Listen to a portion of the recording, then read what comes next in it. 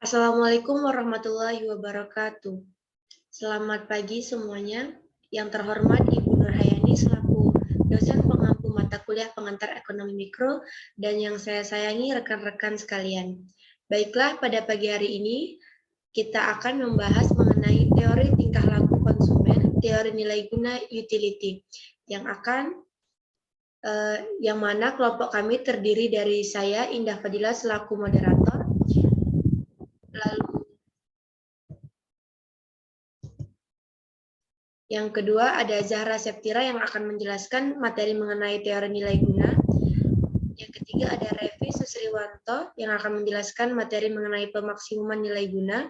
Selanjutnya ada Ridho Syahputra dan Dava Setia-ul Haq yang akan menjelaskan materi mengenai teori permintaan. Dan yang terakhir ada rekan kami Radatul Nazria yang akan menjelaskan materi mengenai paradoks nilai dan surplus.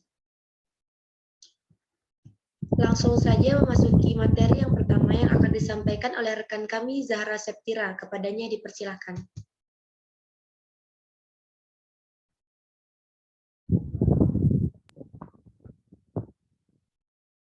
Teori tingkah laku konsumen. Teori tingkah laku konsumen secara garis besar adalah teori yang mempelajari tentang tahapan-tahapan yang dilakukan para konsumen, yakni sebelum pembelian, saat pembelian, dan sesudah pembelian barang. Selanjutnya, analisis yang dinamakan dengan teori tingkah laku konsumen, yaitu yang pertama adalah alasan para pembeli atau konsumen untuk membeli lebih banyak barang pada harga yang lebih rendah dan mengurangi pembelian pada harga yang lebih tinggi. Yang kedua, yakni bagaimana seorang konsumen sisi dari barang yang akan dibeli dari pendapatan yang diperolehnya. Selanjutnya adalah teori tingkah laku konsumen dapat dibedakan menjadi dua macam pendekatan, yaitu yang pertama adalah pendekatan nilai guna utility kardinal.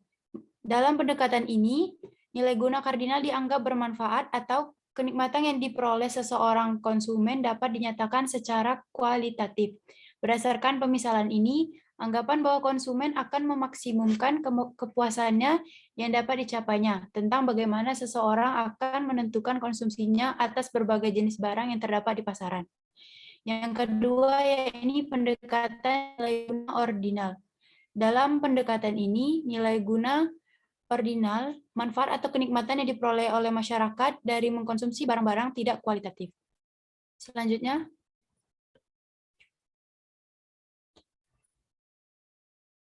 tingkah laku seorang konsumen untuk memilih barang-barang yang akan memaksimumkan kepuasannya ditunjuk dengan bantuan kurva kepuasan sama. Kurva kepuasan sama adalah kurva yang menggambarkan gabungan barang yang akan memberikan nilai-nilai guna atau kepuasan yang sama.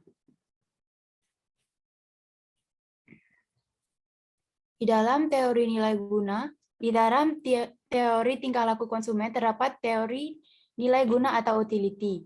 Teori nilai guna atau utility merupakan kepuasan atau kenikmatan yang diperoleh seseorang dari mengkonsumsi barang dalam teori ekonomi. Jika kepuasan itu semakin tinggi, maka tinggilah nilai guna atau utility-nya. Selanjutnya, nilai guna dibedakan menjadi dua. Yang pertama adalah nilai guna total, yang dapat diartikan sebagai jumlah seluruh kepuasan yang diperoleh dari konsumen sejumlah barang tertentu. Yang kedua, yakni nilai guna marginal, yang berarti pertambahan atau pengurangan kepuasan sebagai akibat dan pertambahan atau pengurangan penggunaan satu unit barang tertentu. Contoh yang menjelaskan tentang perbedaan dari kedua nilai guna tersebut yaitu jika nilai guna total dari mengkonsumsi 5 jeruk bali meliputi seluruh kepuasan yang diperoleh dari memakan seluruh jeruk bali tersebut. Sedangkan jika nilai guna marginal dari jeruk bali yang kelima adalah pertambahan kepuasan yang diperoleh dari memakan buah jeruk bali yang kelima. Selanjutnya. Baik, terima kasih kepada rekan kami, Saudari Zahra Septira yang telah menjelaskan kepada kita semua materi mengenai teori nilai guna. Langsung saja kita lanjut ke materi selanjutnya, yaitu rekan kami, Saudara Revi Susriwanto yang akan menjelaskan materi mengenai pemaksimuman nilai guna. kepada Saudara Revi, dipersilahkan.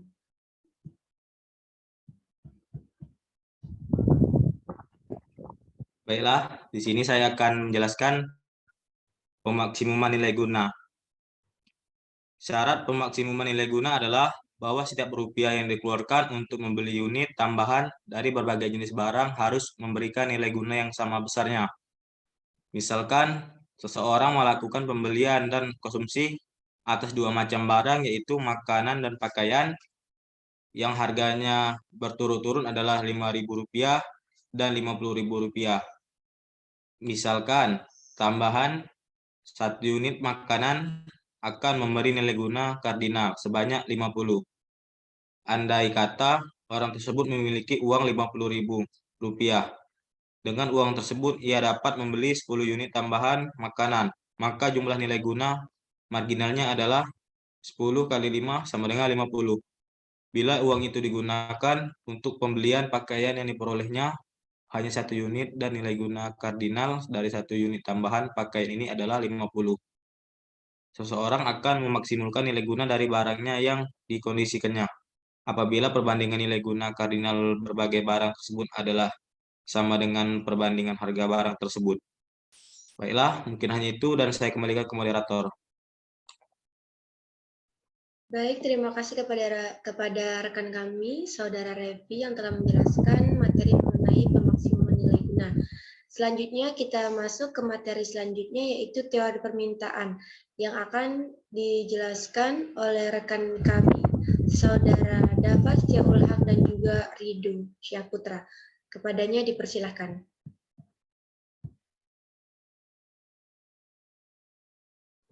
Baiklah. Teori permintaan. Dengan menggunakan teori nilai guna dapat diterangkan sebab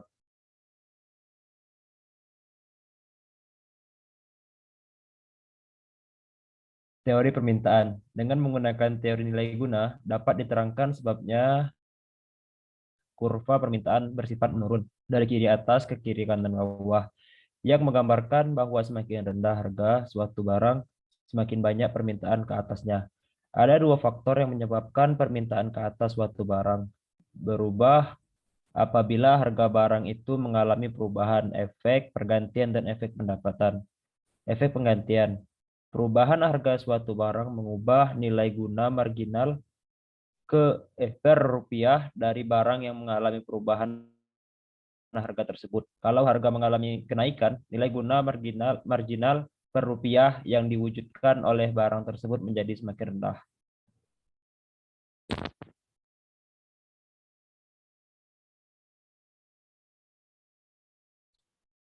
Efek pendapatan. Kalau pendapatan tidak mengalami perubahan, maka kenaikan harga menyebabkan pendapatan real menjadi semakin sedikit. Dengan perkataan lain, kemampuan pendapatan yang diterima untuk membeli barang-barang menjadi bertambah kecil daripada sebelumnya.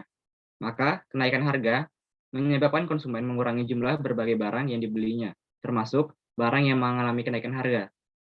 Penurunan harga suatu barang menyebabkan pendapatan real bertambah, dan ini mendorong konsumen menambah jumlah barang yang dibelinya. Perhatikan dengan kurva di bawah. Dapat dijelaskan, jika konsumen membeli dua jenis barang, makanan dengan notasi M dan pakaian dengan notasi P, konsumen merasakan keseimbangan marginal utility makanan per harga terbaru dari makanan sama dengan marginal utility pakaian per harga dari pakaian. Jika harga pakaian tidak berubah, tetapi harga makanan turun dari 10.000 ke 5.000, maka notasinya adalah marginal utility makanan per price terbaru dari makanan lebih besar daripada MUM per harga dari makanan. Keadaan tersebut akan menyebabkan konsumen menaikkan konsumsi makanan dari 10 ke 15. Jika harga pakaian tidak berubah, harga makanan naik dari 10 ke 15.000, maka notasinya adalah MUM per harga terbarukan lebih kecil daripada MUM per price dari makanan. Next slide. Dapat dilihat di tabel berikut ini, jika harga mengalami kenaikan, maka permintaan dari unit akan semakin sedikit, dan begitu sebaliknya, jika harga semakin rendah, maka permintaan dari unit akan semakin tinggi.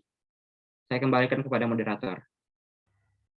Baik, terima kasih kepada rekan kami, Saudara Dava dan juga Ridho. Selanjutnya kita akan mendengarkan penjelasan tentang paradoks nilai yang akan disampaikan oleh rekan kami Radatul Nazria. Kepada saudari Rada, dipersilakan. Baiklah, saya akan menjelaskan tentang paradoks nilai. Paradoks nilai yaitu keanehan dalam menilai suatu barang yang berdasarkan harga dan manfaatnya untuk kehidupan manusia. Kontraksi jelasnya yaitu bahwa air lebih berguna untuk bertahan hidup ketimbang berlian, serta berlian memiliki harga lebih tinggi di pasaran. S surplus konsumen, yaitu kelebihan kenikmatan konsumen dalam mengkonsumsi suatu barang atas harga di bawah kurva permintaan. Terima kasih. Kembali ke moderator. Baik, terima kasih. Saya rasa cukup presentasi dari kelompok kami pada pagi hari ini. Saya selaku moderator mohon maaf apabila ada kekurangan dan kesalahan dari kelompok kami. Saya akhiri, saya ucapkan wassalamualaikum warahmatullahi wabarakatuh.